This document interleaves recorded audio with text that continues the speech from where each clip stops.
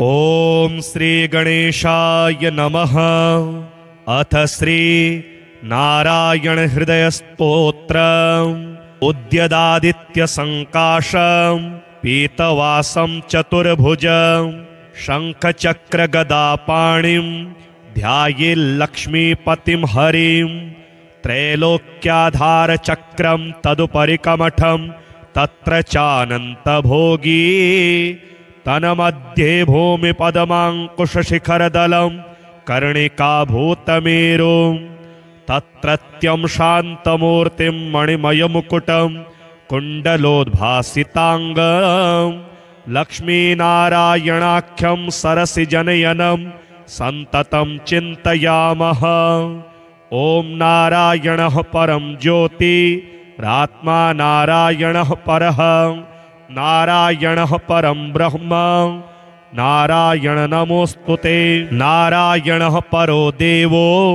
धाता नारायणः परः नारायणः परो धाता नारायण नमोस्तुते। नारायणः परं धाम ध्यानं नारायणः परः नारायण परो धर्मो नारायण नमोस्तुते। नारायणः परो देवो विद्या नारायणः परः विश्वं नारायणः साक्षान् नारायण नमोस्तुते। नारायणाद्विधिर्जातो जातो नारायणाद्भवः जातो नारायणादिन्द्रो नारायण नमोस्तुते। रविर्नारायणस्तेजः चन्द्रो नारायणो महः वह्निर्नारायणः साक्षात् नारायण नमोस्तुते। नारायणः उपास्यः स्याद् गुरुर्नारायणः परः नारायणः परो बोधो नारायण नमोस्तुते। नारायणः फलं मुख्यं सिद्धिर्नारायणः सुखं हरिर्नारायणः शुद्धिर्नारायण नमोस्तुते। निगमावेदितानन्त कल्याण गुणवारिधे नारायण नमस्तेस्तु नरकारणवतारक जन्म मृत्यु जरा व्याधि पारतन्त्र्यादिभिः सदा दोषैरस्पृष्टरूपाय नारायण नमोस्तुते।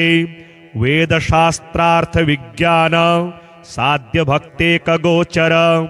नारायण नमस्तेस्तु मामुद्धर भवार्णवात् नित्यानंद महोदार परात्पर जगत्पते नारायण नमस्तेस्तु मोक्ष साम्राज्यदायिने ब्रह्मस्तंभ पर्यंत मखिलात्म महाश्रय सर्वभूतात्म भूतात्मन् नारायण नमोस्तुते। पालिताशेष लोकाय पुण्यश्रवण कीर्तन नारायण नमस्तेस्तु प्रलयोदकशायिने निरस्त सर्वदोषाय भक्त्यादि गुणदायिने नारायण नमस्तेस्तु त्वां विना नहि मे गतिः धर्मार्थ काम मोक्षाख्य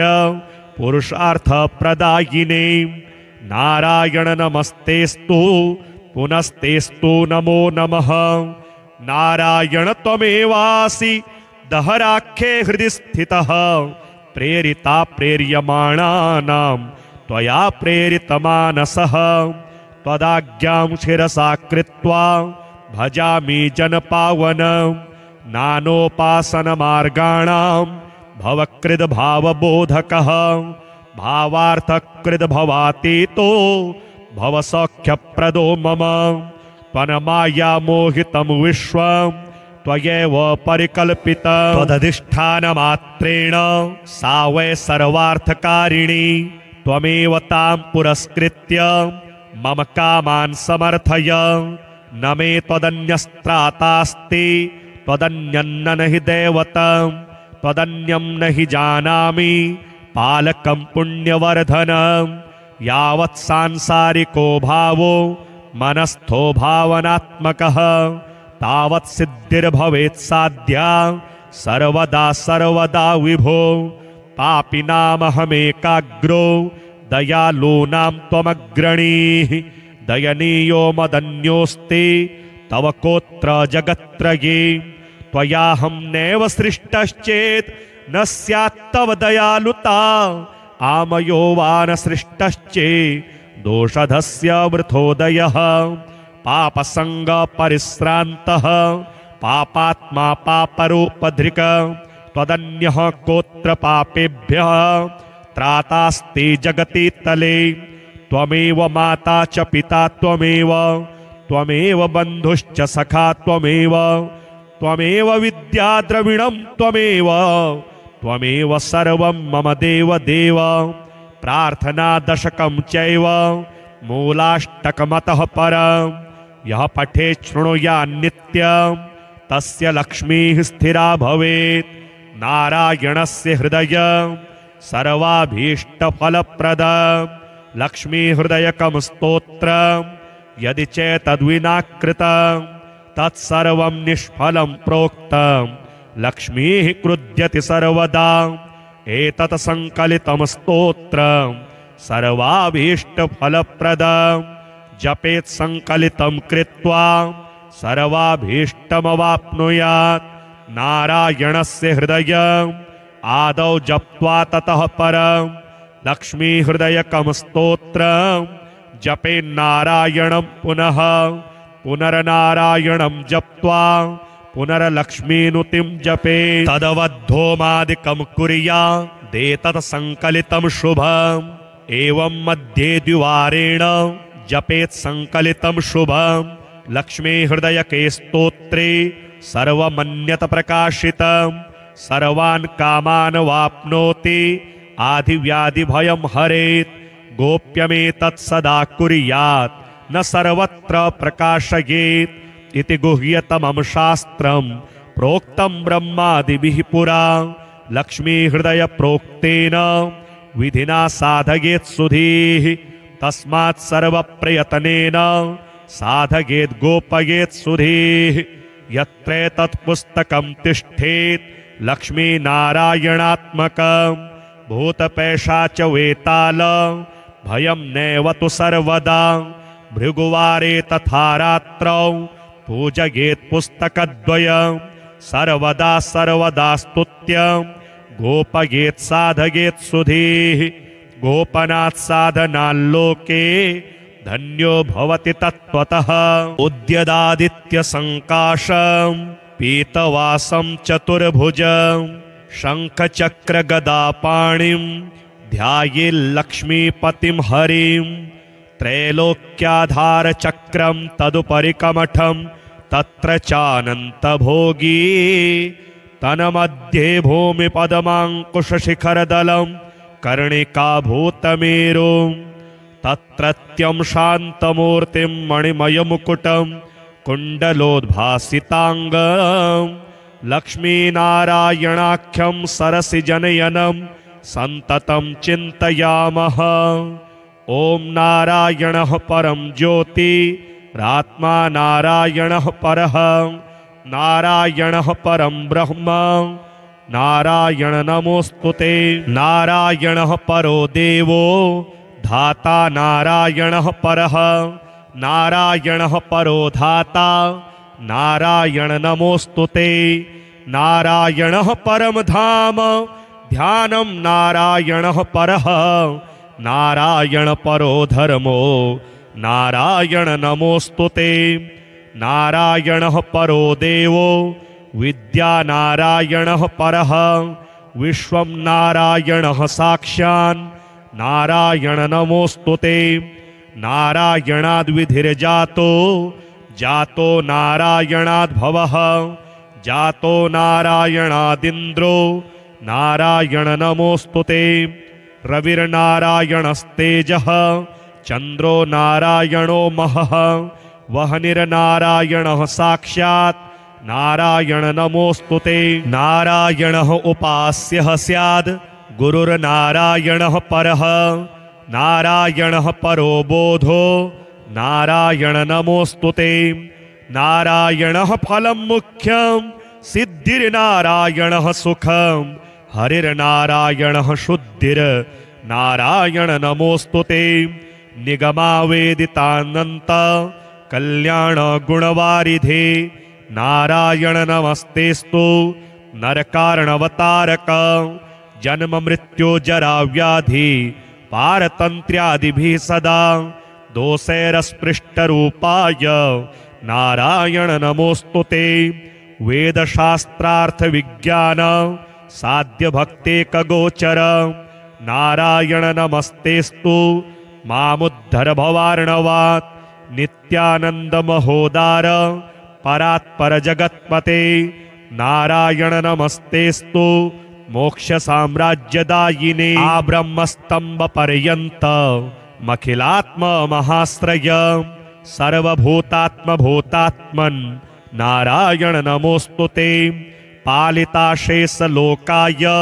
पुण्यश्रवणकीर्तन नारायण नमस्तेस्तु प्रलयोदकशायिने निरस्तसर्वदोषाय भक्त्यादिगुणदायिने नारायण नमस्तेस्तु त्वां विना नहि मे गतिः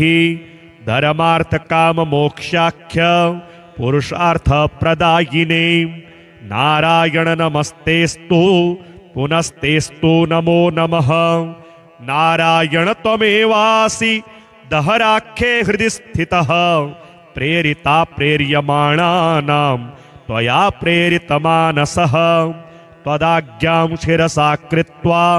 भजामि जनपावन नानोपासनमार्गाणां भवकृद्भावबोधकः भावार्थकृद्भवातीतो भवसौख्यप्रदो मम त्वन्मायामोहितं विश्वं त्वयैव परिकल्पितं त्वदधिष्ठानमात्रेण सा वै सर्वार्थकारिणी त्वमेव तां पुरस्कृत्य मम कामान् समर्थय न मे त्वदन्यस्त्रातास्ति त्वदन्यन्न नहि दैवतं त्वदन्यं नहि जानामि पालकं पुण्यवर्धनं यावत् सांसारिको भावो मनस्थो भावनात्मकः तावत् सिद्धिर्भवेत् साध्या सर्वदा सर्वदा विभो पापिनामहमेकाग्रो दयालूनां त्वमग्रणीः दयनीयो मदन्योऽस्ति तव कोत्र जगत्त्रये त्वयाहं नैव सृष्टश्चेत् न स्यात् तव दयालुता आमयो वा न सृष्टश्चेत् दोषधस्य वृथोदयः पापसङ्गपरिश्रान्तः पापात्मा पापरूपधृक् त्वदन्यः कोत्र पापेभ्यः त्रातास्ति जगति तले त्वमेव माता च पिता त्वमेव बन्धुश्च सखा त्वमेव विद्या द्रविणं त्वमेव सर्वं मम देव देव प्रार्थना दशकं चैव मूलाष्टकमतः परं यः पठेत् शृणुयात् नित्यं तस्य लक्ष्मीः स्थिरा भवेत् नारायणस्य हृदयं सर्वाभीष्टफलप्रदं लक्ष्मीहृदयकं स्तोत्रं यदि चेतद्विना कृतं तत्सर्वं निष्फलं प्रोक्तं लक्ष्मीः क्रुध्यति सर्वदा एतत् संकलितं स्तोत्रं सर्वाभीष्टफलप्रदं जपेत् संकलितं कृत्वा सर्वाभीष्टमवाप्नुयात् नारायणस्य हृदयम् आदौ जप्त्वा ततः परं लक्ष्मीहृदयकं स्तोत्रं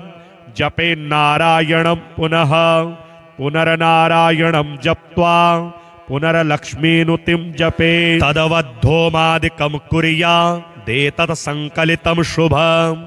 एवं मध्ये द्विवारेण जपेत् संकलितं शुभम् लक्ष्मीहृदयके स्तोत्रे सर्वमन्यत प्रकाशितं सर्वान् कामान् वाप्नोति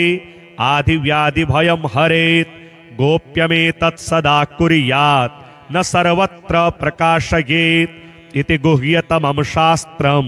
प्रोक्तं ब्रह्मादिभिः पुरा लक्ष्मीहृदय प्रोक्तेन विधिना साधयेत् सुधीः तस्मात् सर्वप्रयत्नेन साधयेत् गोपयेत् सुधीः यत्रेतत् पुस्तकं तिष्ठेत् लक्ष्मीनारायणात्मकं भूतपैशाच वेताल भयं नैव तु सर्वदा भृगुवारे तथा रात्रौ पूजयेत् पुस्तकद्वयं सर्वदा सर्वदा स्तुत्य गोपयेत् साधयेत् सुधीः गोपनात् साधनाल्लोके धन्यो भवति तत्त्वतः उद्यदादित्यसङ्काशं पीतवासं चतुर्भुजं शङ्खचक्रगदापाणिं ध्यायेल्लक्ष्मीपतिं हरिं त्रैलोक्याधारचक्रं तदुपरि कमठं तत्र चानन्तभोगी तन्मध्ये भूमिपदमाङ्कुशशिखरदलं कर्णिकाभूतमेरुं तत्रत्यं शान्तमूर्तिं मणिमयमुकुटं कुण्डलोद्भासिताङ्गं लक्ष्मीनारायणाख्यं सरसिजनयनं सन्ततं चिन्तयामः। ॐ नारायणः परं ज्योतिरात्मा नारायणः परः नारायणः परं ब्रह्म नारायण नमोस्तुते नारायणः परो देवो धाता नारायणः परः नारायणः परो धाता नारायण नमोस्तुते नारायणः परम धाम ध्यानं नारायणः परः नारायण परो धर्मो नारायण नमोस्तुते नारायणः परो देवो विद्या नारायणः परः विश्वं नारायणः साक्षान् नारायण नमोस्तुते नारायणाद्विधिर्जातो जातो नारायणाद्भवः जातो नारायणादिन्द्रो नारायण नमोस्तुते रविर्नारायणस्तेजः चन्द्रो नारायणो महः वह्निर्नारायणः साक्षात् नारायण नमोस्तुते नारायणः उपास्यः स्याद् गुरुर्नारायणः परः नारायणः परो बोधो नारायण नमोस्तुते नारायणः फलं मुख्यं सिद्धिर्नारायणः सुखं हरिर्नारायणः शुद्धिर्नारायण नमोस्तुते निगमावेदितानन्त कल्याण गुणवारिधे नारायण नमस्तेस्तु नरकारणवतारक जन्म मृत्यु जरा व्याधि पारतन्त्र्यादिभिः सदा दोषैरस्पृष्टरूपाय नारायण नमोस्तुते वेदशास्त्रार्थ विज्ञान साध्य भक्तेकगोचर नारायण नमस्तेस्तु मामुद्धर भवार्णवात् नित्यानंद महोदार परात्पर जगत्पते नारायण नमस्तेस्तु मोक्ष साम्राज्यदायिने आब्रह्मस्तंभ पर्यंत मखिलात्म महाश्रय सर्वभूतात्म भूतात्मन् नारायण नमोस्तुते पालिताशेष लोकाय पुण्यश्रवण कीर्तन नारायण नमस्तेस्तु प्रलयोदकशायिने निरस्त सर्वदोषाय भक्त्यादि गुणदायिने नारायण नमस्तेस्तु त्वां विना नहि मे गतिः धर्मार्थ काम मोक्षाख्य पुरुषार्थ प्रदायिने नारायण नमस्तेस्तु पुनस्तेस्तु नमो नमः नारायण त्वमेवासि दहराख्ये हृदि स्थितः प्रेरिता प्रेर्यमाणानां त्वया प्रेरितमानसः त्वदाज्ञां शिरसा कृत्वा भजामि जनपावनं नानोपासनमार्गाणां भवकृद्भावबोधकः भावार्थकृद् भवातीतो भवसौख्यप्रदो मम त्वन्माया मोहितं विश्वं त्वयैव परिकल्पितं त्वदधिष्ठानमात्रेण सा वै सर्वार्थकारिणी त्वमेव तां पुरस्कृत्य मम कामान् समर्थय न मे त्वदन्यस्त्रातास्ति त्वदन्यन्न नहि दैवतं त्वदन्यं नहि जानामि पालकं पुण्यवर्धनं यावत् सांसारिको भावो मनस्थो भावनात्मकः तावत् सिद्धिर्भवेत् साध्या सर्वदा सर्वदा विभो पापिनामहमेकाग्रो दयालूनां त्वमग्रणीः दयनीयो मदन्योऽस्ति तव कोत्र जगत्त्रये त्वयाहं नैव सृष्टश्चेत् न स्यात्तव दयालुता आमयो वा न सृष्टश्चेत् दोषधस्य वृथोदयः पापसङ्गपरिश्रान्तः पापात्मा पापरूपधृक् त्वदन्यः कोत्र पापेभ्यः त्रातास्ते जगति तले त्वमेव माता च पिता त्वमेव बन्धुश्च सखा त्वमेव विद्या द्रविणं त्वमेव सर्वं मम देव प्रार्थना दशकं चैव मूलाष्टकमतः परं यः पठेत् शृणुयात् नित्यं तस्य लक्ष्मीः स्थिरा भवेत् नारायणस्य हृदयं सर्वाभीष्टफलप्रदं लक्ष्मीहृदयकं स्तोत्रं यदि चेतद्विना कृतं तत्सर्वं निष्फलं प्रोक्तं लक्ष्मीः क्रुध्यति सर्वदा एतत् संकलितं स्तोत्रं सर्वाभीष्टफलप्रदं जपेत् संकलितं कृत्वा सर्वाभीष्टमवाप्नुयात् नारायणस्य हृदयम् आदौ जप्त्वा ततः परं लक्ष्मीहृदयकं स्तोत्रं जपेन्नारायणं पुनः पुनर्नारायणं जप्त्वा पुनर्लक्ष्मीनुतिं जपेत् तदवद्धोमादिकं कुर्यादेतत् संकलितं शुभम् एवं मध्ये द्विवारेण जपेत् संकलितं शुभम् लक्ष्मीहृदयके स्तोत्रे सर्वमन्यत प्रकाशितं सर्वान् कामान् वाप्नोति आदिव्याधिभयं हरेत् गोप्यमेतत् सदा कुर्यात् न सर्वत्र प्रकाशयेत् इति गुह्यतमं शास्त्रं प्रोक्तं ब्रह्मादिभिः पुरा लक्ष्मीहृदय प्रोक्तेन विधिना साधयेत् सुधीः तस्मात् सर्वप्रयत्नेन साधयेत् गोपयेत् सुधीः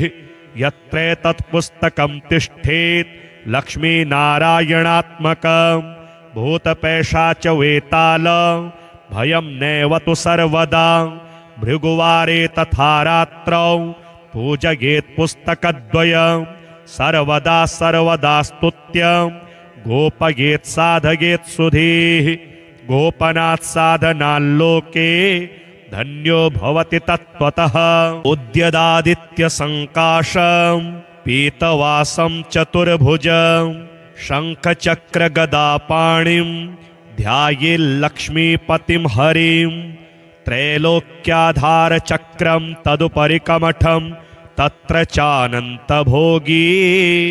तन्मध्ये भूमिपदमाङ्कुशशिखरदलं कर्णिकाभूतमेरुं तत्रत्यं शान्तमूर्तिं मणिमयमुकुटं कुण्डलोद्भासिताङ्गं लक्ष्मीनारायणाख्यं सरसिजनयनं सन्ततं चिन्तयामः ॐ नारायणः परं ज्योतिरात्मा नारायणः परः नारायणः परं ब्रह्म नारायण नमोस्तुते नारायणः परो देवो धाता नारायणः परः नारायणः परो धाता नारायण नमोस्तुते नारायणः परम धाम ध्यानं नारायणः परः नारायण परो धर्मो नारायण नमोस्तुते नारायणः परो देवो विद्या नारायणः परः विश्वं नारायणः साक्षान् नारायण नमोस्तुते नारायणाद्विधिर्जातो जातो नारायणाद्भवः जातो नारायणादिन्द्रो नारायण नमोस्तुते रविर्नारायणस्तेजः चन्द्रो नारायणो महः वह्निर्नारायणः साक्षात् नारायण नमोस्तुते नारायणः उपास्यः स्याद् गुरुर्नारायणः परः नारायणः परो बोधो नारायण नमोस्तुते नारायणः फलं मुख्यं सिद्धिर्नारायणः सुखं हरिर्नारायणः शुद्धिर्नारायण नमोऽस्तु ते निगमावेदितानन्त कल्याण गुणवारिधे नारायण नमस्तेस्तु नरकारणवतारक जन्म मृत्यु जरा व्याधि पारतन्त्र्यादिभिः सदा दोषैरस्पृष्टरूपाय नारायण नमोऽस्तु ते वेदशास्त्रार्थ विज्ञान साध्य भक्तेकगोचर नारायण नमस्तेस्तु मामुद्धर भवार्णवात् नित्यानंद महोदार परात्पर जगत्पते नारायण नमस्तेस्तु मोक्ष साम्राज्यदायिने आब्रह्मस्तंभ पर्यंत मखिलात्म महाश्रय सर्वभूतात्म भूतात्मन् नारायण नमोऽस्तु ते पालिताशेष लोकाय पुण्यश्रवण कीर्तन नारायण नमस्तेस्तु प्रलयोदकशायिने निरस्त सर्वदोषाय भक्त्यादि गुणदायिने नारायण नमस्तेस्तु त्वां विना नहि मे गतिः धर्मार्थ काम मोक्षाख्य पुरुषार्थ प्रदायिने नारायण नमस्तेस्तु पुनस्तेस्तु नमो नमः नारायण त्वमेवासि दहराख्ये हृदि स्थितः प्रेरिता प्रेर्यमाणानां त्वया प्रेरितमानसः त्वदाज्ञां शिरसा कृत्वा भजामि जनपावनं नानोपासनमार्गाणां भवकृद्भावबोधकः भावार्थकृद्भवातीतो भवसौख्यप्रदो मम त्वन्माया मोहितं विश्वं त्वयैव परिकल्पितं त्वदधिष्ठानमात्रेण सा वै सर्वार्थकारिणी त्वमेव तां पुरस्कृत्य मम कामान् समर्थय न मे त्वदन्यस्त्रातास्ति त्वदन्यन्न नहि दैवतं त्वदन्यं नहि जानामि पालकं पुण्यवर्धनं यावत् सांसारिको भावो मनस्थो भावनात्मकः तावत् सिद्धिर्भवेत् साध्या सर्वदा सर्वदा विभो पापिनामहमेकाग्रो दयालूनां त्वमग्रणीः दयनीयो मदन्योऽस्ति तव कोत्र जगत्त्रये त्वयाहं नैव सृष्टश्चेत् न स्यात् तव दयालुता आमयो वा न सृष्टश्चेत् दोषधस्य वृथोदयः पापसंग परिश्रान्तः पापात्मा पापरूपधृक त्वदन्यः कोत्र पापेभ्यः त्रातास्ति जगति तले त्वमेव माता च पिता त्वमेव बन्धुश्च सखा त्वमेव विद्या द्रविणं त्वमेव सर्वं मम देव देव प्रार्थना दशकं चैव मूलाष्टकमतः परं यः पठेत् शृणुयात् नित्यं तस्य लक्ष्मीः स्थिरा भवेत् नारायणस्य हृदयं सर्वाभीष्टफलप्रदं लक्ष्मीहृदयकं स्तोत्रं यदि चेतद्विना कृतं तत्सर्वं निष्फलं प्रोक्तं लक्ष्मीः क्रुध्यति सर्वदा एतत् संकलितं स्तोत्रं सर्वाभीष्टफलप्रदं जपेत् संकलितं कृत्वा सर्वाभीष्टमवाप्नुयात् नारायणस्य हृदयम् आदौ जप्त्वा ततः परं लक्ष्मीहृदयकं स्तोत्रं जपेन्नारायणं पुनः पुनर्नारायणं जप्त्वा पुनर्लक्ष्मीनुतिं जपेत् तदवद्धोमादिकं कुर्यादेतत् संकलितं शुभम् एवं मध्ये द्विवारेण जपेत् संकलितं शुभम् लक्ष्मीहृदयके स्तोत्रे सर्वमन्यत प्रकाशितं सर्वान् कामान् वाप्नोति आदिव्याधिभयं हरेत् गोप्यमेतत् सदा कुर्यात् न सर्वत्र प्रकाशयेत् इति गुह्यतमं शास्त्रं प्रोक्तं ब्रह्मादिभिः पुरा लक्ष्मीहृदय प्रोक्तेन विधिना साधयेत् सुधीः तस्मात् सर्वप्रयत्नेन साधयेत् गोपयेत् सुधीः यत्रेतत्पुस्तकं तिष्ठेत् लक्ष्मीनारायणात्मकं भूतपैशाच वेताल भयं नैव तु सर्वदा भृगुवारे तथा रात्रौ पूजयेत् पुस्तकद्वयं सर्वदा सर्वदा स्तुत्यं गोपयेत् साधयेत् सुधीः गोपनात् साधनाल्लोके धन्यो भवति तत्त्वतः।